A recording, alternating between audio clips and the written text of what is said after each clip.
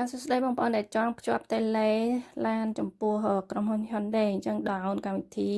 My Hyundai មកបន្ទាប់មកយកពាក្យ Pilsu ហើយក្រោមគេ My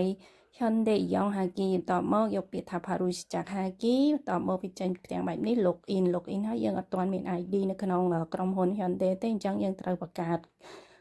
ID ថ្មីនោះគេចុង login ហ្នឹងមកបន្ទាប់មកគេឲ្យយើងបន្ថែមព័ត៌មានហើយ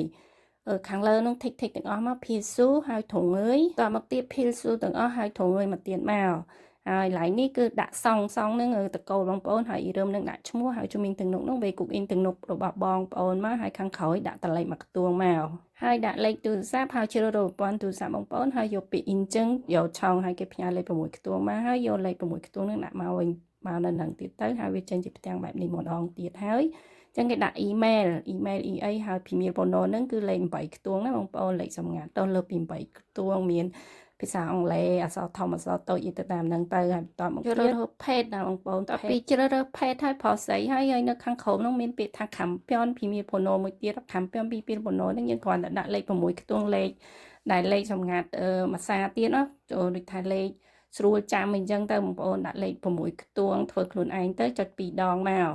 ហើយបន្តមកទៀតគេផ្ញើលេខសម្ងាត់6ខ្ទង់ទៅ email របស់យើងហើយចូលទៅមើល email ទៅហើយដាក់លេខសម្ងាត់មកយកពាក្យថា value បន្ទាប់មកចេញជាបែបនេះទៀតហើយគ្លីកទាំងអស់មកធុងអើយហើយបន្ទាប់មកទៀតឆុនឆេតធុងអើយហើយធុងអើយមួយទៀត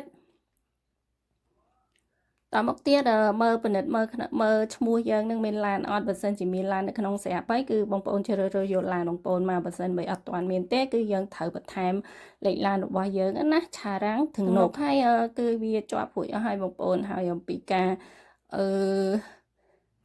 បងលុយបងអីគិតទៅតាមនឹងគិតលុយបងលុយអីបងប្អូនធ្វើទៅតាមនឹងទៀតទៅព្រោះអីខ្ញុំអត់មានឡានអត់មានអីទៅទៀតទេហើយបើសិនជាបងប្អូនចង់មើលដូចជាឡានម៉ូតផ្សេង Kia របស់ Kia ឬក៏ SsangYong អីទៀតគឺ